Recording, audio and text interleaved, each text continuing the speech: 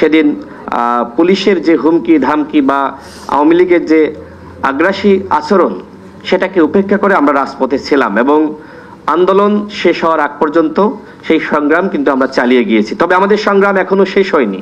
সংগ্রাম যদি শেষ হয়ে যেত তাহলে এই প্রস্তাবনা বা রাষ্ট্র মেরামতের যে বিষয়গুলো এখানে আলোচনা হচ্ছে সেই বিষয়গুলো আসলে এখানে আসতো না। অর্থাৎ রাষ্ট্র সংস্কার একটি ধারাবাহিক প্রক্রিয়া এবং সংগ্রাম আমাদের আজীবন করে যেতে হবে। রাষ্ট্র সংস্কার যদি হয়েও যায় তারপরেও করতে হবে, কারণ যে কোনো সময় আসলে ফ্যাসিস্ট আবার ফিরে আসতে পারে, সেই আশঙ্কা আমরা এড়িয়ে যেতে পারি না। যদি আপনাদেরকে বলি, দেখেন 1991 সালের যে নির্বাচন, একটি গণ অভ্যুত্থান বা একটি বিপ্লবের মাধ্যমে স্বৈরাচার এরশাদের পতন হলো, কিন্তু আমাদের রাজনীতিবিদরা যে ভুলটি করলেন সেটি হলো জাতীয় পার্টিকে রাজনীতিতে জিইয়ে রাখা। তাদেরকে সুযোগ দিয়েছিলেন নির্বাচনে অংশ নেওয়ার। ফলাফল কি হলো? ফলাফল ওই নির্বাচনে বিএনপি 140টি আসন পেল, আওয়ামী লীগ 88টি এবং জামাত 18টি এবং জাতীয় পার্টি তৃতীয় অবস্থান। পতনের পরেও 35টি আসন জাতীয় পার্টি পেয়েছিল। তার মানে সকল দলকেই দায় নিতে হবে জাতীয় পার্টিকে রাজনীতিতে ধরে রাখার জন্য, তাদেরকে জিইয়ে রাখার ফলাফল আজকে দেখেন। এই জাতীয় পার্টি আমাদের রাজনীতি কিভাবে নষ্ট করেছে, কিভাবে রাজনীতিকে এবং নেতাদেরকে বিক্রি করেছে। সুতরাং এইবার যদি আমরা একই ভুল করি, আমরা যতই প্রস্তাবনা দিই, চমৎকার একটি প্রস্তাবনা তারা দিয়েছে, অনেক ভেরি রিচ, অনেক কিছু এখানে আছে। যা যা আমরা চাই, আমাদের অন্তর্বর্তীকালীন সরকার যা করতে চাই, আমরা যা চাই, আমাদের মনের আকাঙ্ক্ষা এনডিএম এই বইয়ের মাধ্যমে তুলে ধরেছে। কিন্তু এই আকাঙ্ক্ষা ব্যর্থ হবে যদি এইবার আমরা সঠিক সিদ্ধান্ত না নিতে পারি। এইবার আওয়ামী লীগকে কোনোভাবেই জাতীয় পার্টির মতন সুযোগ দেওয়া যাবে না। একটি গণ অভ্যুত্থান, গণবিপ্লব, গণহত্যার পরে কোনো দল রাজনীতি করতে পারে না। সেই বিষয়ে এই সরকারকে সিদ্ধান্ত নিতে হবে। সরকার দায়িত্বে রয়েছে। এখন সিদ্ধান্ত যদি দলগুলোর উপর ছেড়ে দেয় সেটি কি হবে? আমরা সরকারের বক্তব্য শুনেছি, সরকার প্রধানের বক্তব্য শুনেছি। তিনি বলেছেন যে বিএনপি চায় না, এই কারণে আমরা চাই না। What is this? বিএনপি একটি দল, আরো দল আছে, আপনি সকলকে ডাকেন। এই যে এখানে একটি গোল টেবিল আলোচনা, সবাইকে ডেকে আপনি মতামত নেন, তারপরে আপনি বলেন যে আপনি আওয়ামী লীগকে নিষিদ্ধ করবেন কি করবেন না। শুধুমাত্র বিএনপির মহাসচিব একটি বক্তব্য দিয়েছেন, সেটি রাজনৈতিক বক্তব্য। আমি মনে করি এটি বিএনপির দলীয় বক্তব্য না।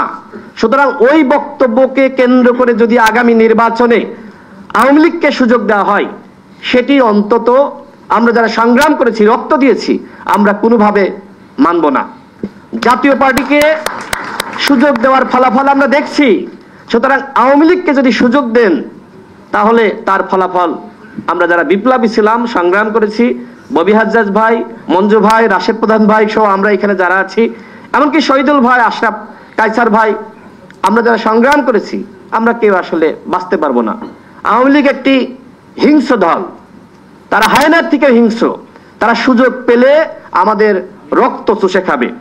সুতরাং আমাদেরকে সিদ্ধান্ত নিতে হবে, আওয়ামী লীগ জাতীয় পার্টি সহ যারা গণহত্যাকারী এবং গণহত্যার দোষর, তাদের বিষয়ে রাজনৈতিক নেতৃবৃন্দকে সিদ্ধান্ত নিতে হবে, বিএনপিকে সিদ্ধান্ত নিতে হবে, জামাতকে সিদ্ধান্ত নিতে হবে, স্পষ্ট বক্তব্য দিতে হবে যে আপনারা কাদেরকে নির্বাচনে চান আর কাদেরকে চান না, আগামীতে কারা ইলেকশনে অংশ নিতে পারবে আর কারা পারবে না।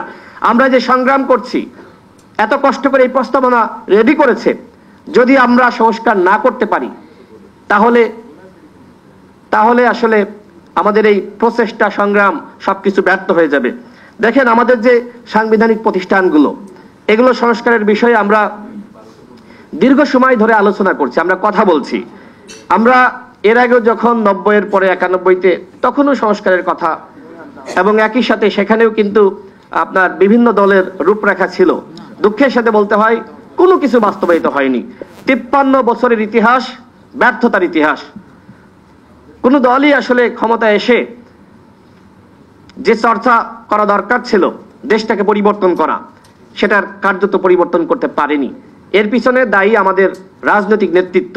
সুতরাং এখন তরুণ প্রজন্ম যে অভ্যুত্থানের নেতৃত্ব দিয়েছে, প্রায় 2000 শহীদ, 30,000 আহত, এইবার যদি আমরা রাষ্ট্র সংস্কার না করতে পারি তাহলে আর কোনোদিন এই দেশের সংস্কার হবে না। সুতরাং এইখানে আছেন যারা সবাই গুরুত্বপূর্ণ, সাংবাদিক ভাইরা আছেন, এখানে ফরেন ডেলিগেটস আছেন, সকলের প্রতি আমার উদাত্ত আহ্বান, আসুন আমরা সবাই মিলে এই দেশটাকে সাজাই। বিদেশিদের অনেক ভূমিকা রাখতে হবে। আমাদের প্রতিবেশী রাষ্ট্র ভারত যেভাবে বাংলাদেশকে নিয়ে ষড়যন্ত্র করছে, এই ষড়যন্ত্রকে মোকাবেলা করতে হবে। গতকালও জয়শঙ্কর যেভাবে বক্তব্য দিয়েছে, এদেশের হিন্দুদের উপরে নাকি আক্রমণ চলছে, এদেশের সংখ্যালঘুদের বাড়িঘরে হামলা চলছে, তাদের ব্যবসা বাণিজ্য নাকি বন্ধ করে দেওয়া হয়েছে, এগুলোর কোনোটা সত্য? ছাত্র আন্দোলনকে নিয়ে, ইসকনকে নিয়ে যে ধরনের মিথ্যা নিউজ ভারতীয় সংবাদ মাধ্যমে প্রচার করা হচ্ছে, সেগুলোর ব্যাপারে আমাদের জবাব কি? আমি সরকারকে বলবো, এখানে সরকারের প্রতিনিধি যেহেতু রয়েছে, আমি সরকারকে বলবো, ভারতীয় হাই কমিশনারকে আপনারা তলব করেন, তাকে ডাকেন, তাকে জিজ্ঞেস করেন কেন ভারতীয় মিডিয়া বাংলাদেশকে নিয়ে ষড়যন্ত্র করছে, কেন এত মিথ্যাচার করছে। তাকে অনতিবিলম্বে তলব করেন, জবাবদিহিতা চান। তার সরকারের পররাষ্ট্রমন্ত্রী কেন মিথ্যাচার করছে, বাংলাদেশকে নিয়ে এই ধরনের ষড়যন্ত্র করছে, বহির্বিশ্বের কাছে বাংলাদেশকে নিয়ে নোংরামি করছে, এগুলোর জবাব চাইতে হবে। আমাদের নির্বাচন কমিশন, এই যে এত আয়োজন, এত আলোচনা, এত রূপরেখা কেন? একমাত্র অবাধ, সুষ্ঠু এবং নিরপেক্ষ নির্বাচন করার জন্য, একমাত্র, দ্বিতীয় কোনো কারণ নাই। কিন্তু সরকারের পক্ষ থেকে এখনো পর্যন্ত কোনো রূপরেখা, যেটি রাজনৈতিক দলগুলোর প্রত্যাশা, বারবার বলছে আপনাদের রূপরেখা কি, পরিকল্পনা কি, আপনারা কি করতে চান, সেটি জনসম্মুখে প্রচার করুন। সরকার এখনো পর্যন্ত সেটি করতে ব্যর্থ হয়েছে। সরকার দলগুলোকে আস্থায় রাখতে পুরোপুরি ব্যর্থ হয়েছে। অন্যথায় দলগুলো এত অল্প সময়ের মধ্যে নানানমুখী বক্তব্য দিত না। দলগুলোর সাথে কার্যকরী সংলাপের আয়োজন চলছে না। বিএনপি জামাত সংলাপ করেছে, এই সংলাপকে আসলে বিএনপি জামাত ডেকেছে নাকি সরকারের পক্ষ থেকে আহ্বান করা হয়েছে? এখানে রাশেদ প্রধান আছেন, এখানে মঞ্জু ভাই আছেন, অন্য দলগুলোকে আপনারা কেন ডাকলেন না? যদি আপনারা ডেকে থাকেন, আপনারা সকল দলকে ডাকেন। অন্যথায় দলগুলো যদি স্বেচ্ছা আপনাদের কাছে যায়, তাহলে আপনাদের দায়িত্বটা কি? আপনাদেরকে দলগুলোর কাছ থেকে ফরমালি সহযোগিতা চাইতে হবে। আমরা রাজনৈতিক দলগুলো আপনাদের সহযোগিতা করার জন্য প্রস্তুত রয়েছি। আপনারা দলগুলো সহযোগিতা নেবেন কিনা সেটি ভাববার বিষয় আপনাদের। দলগুলোর সহযোগিতা ছাড়া রাষ্ট্র সংস্কার করা অত্যন্ত কঠিন হবে। আমি শেষ করব।